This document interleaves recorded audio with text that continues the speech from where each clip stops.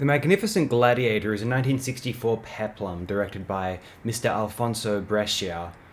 This is actually the second peplum picture we are exploring on this program, so I will not go into the history of the peplum a second time.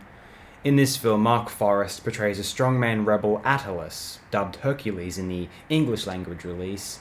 Hercules is captured by Roman soldiers. They coerce his surrender by offering to spare his fellow fighting soldiers. One of the Roman legionnaires states, "The Emperor will have a magnificent gladiator." Hercules does quite prove his worth in the arena. It's a fine scene. The Emperor at this instance is Gallienus.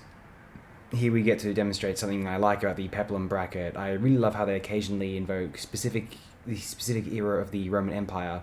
This film takes place, if you will, during the reign of Emperor Gallienus, and its plot is extensively based around, as the pepla usually, attempted usurpers wanting the throne to themselves. The reign of Gallienus took place during what is known as the crisis of the 3rd century, wherein that sort of thing was rather commonplace.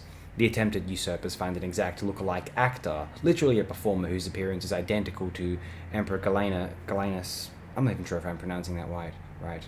I watched the film recently, I should know. And replace him on the throne, hiding the real emperor away. It winds up being, of course, Hercules who saves the day, helping to uncover the deception and restore order to Rome.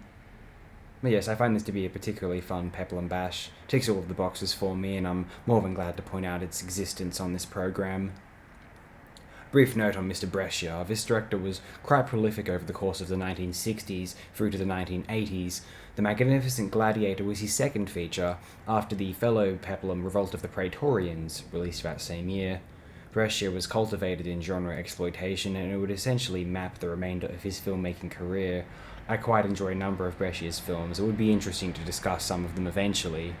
So if you're looking for a peplum to dip your toes into that glorious scaffold, this one might be a nice place to start.